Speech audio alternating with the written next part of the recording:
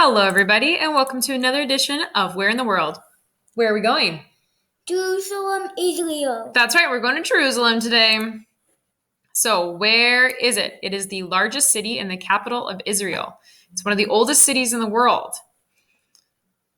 Goes back to the 4th millennium BC, over 6,000 years old.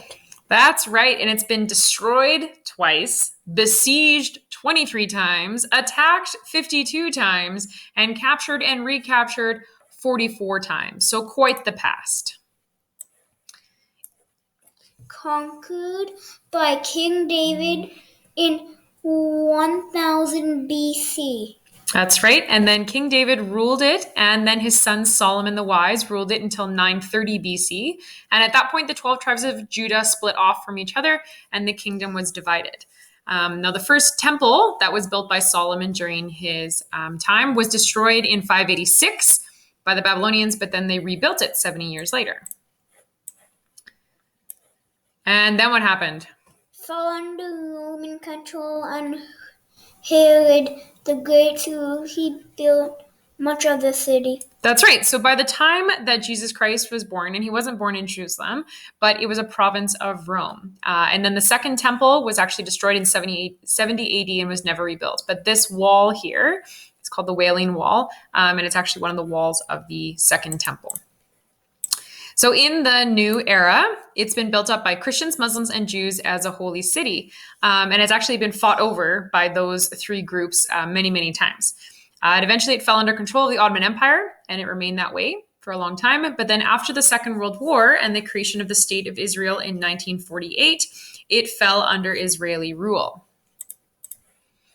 So when Christ died, he died in Jerusalem, and he was buried, obviously. And he was buried at the Church of the Holy Sepulchre. Well, obviously, it wasn't a church at the time. It was a tomb. But the church has been built up around this. And so it's been recently restored. And you can go in and see the stone where Jesus was actually laid on. And it's inside this church.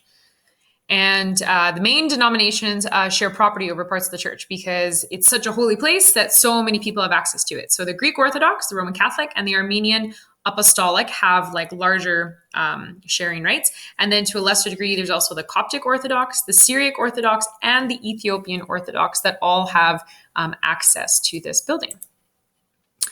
So currently, Jerusalem has a population of what?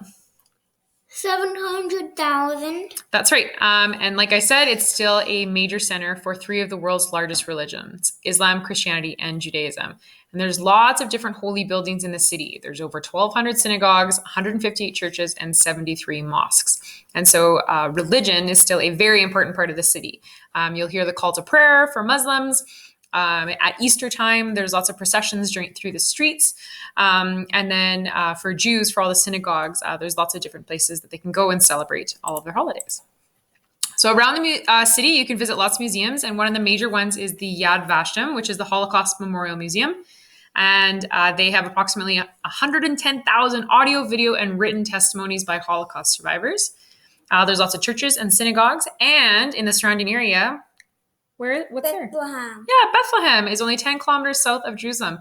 And this is the birthplace of Jesus Christ and King David. So Bethlehem's quite close, and you can go visit from there.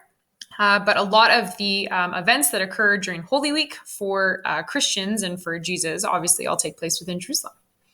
And that is everything we have for you today. So we hope you enjoyed our presentation on Where in the World. And we hope you have a great long weekend. Bye!